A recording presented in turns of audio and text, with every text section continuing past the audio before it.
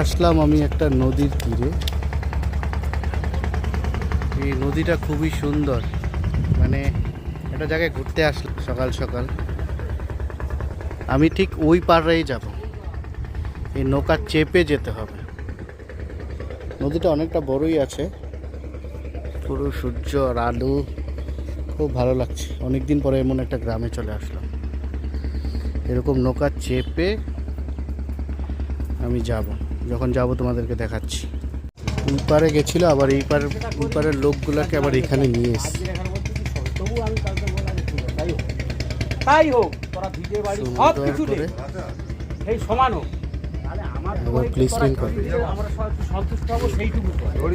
হ্যাঁ, আরো কি অনেক লোক চাপে তো, কিন্তু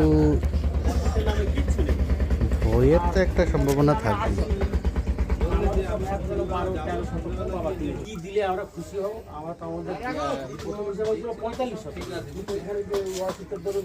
তো নৌকা লেগে গেছে। তাহলে আমরা যে 4200 এখন লোক নামবে। বাইকগুলোকে এইভাবে মানে ওরা উঠিয়ে দেয়। ঘর করে অনেক বেশি দাঁড়াবে, তারপরে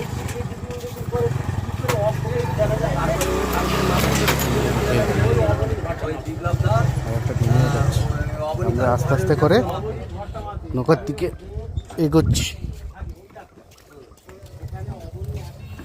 এরকম নৌকা আমি নবদ্বীপে চলেছিলাম ফার্স্ট টাইম, আর আজকে হচ্ছে সেকেন্ড। বাপরে বাপ, পুরো নৌকার মধ্যে।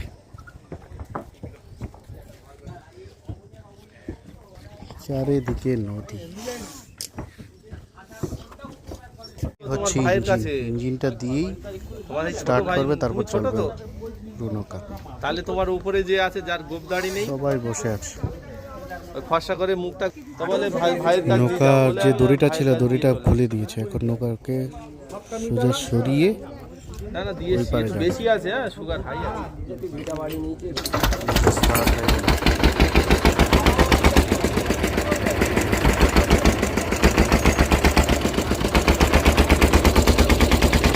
কন্ট্রোল করে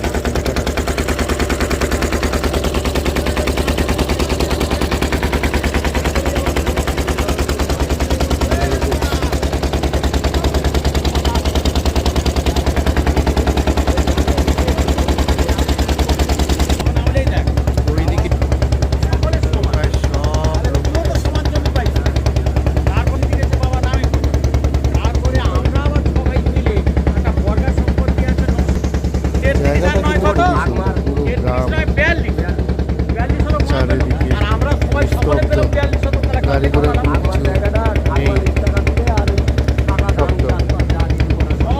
এখানে মাল বহন করে সবাই এই পার থেকে ওপারেই যায়।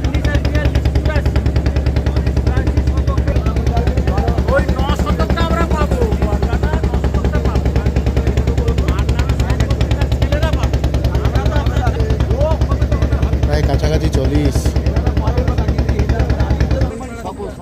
আছে, এবারে পৌঁছেই গেলাম, মানে 1 মিনিটও লাগলো।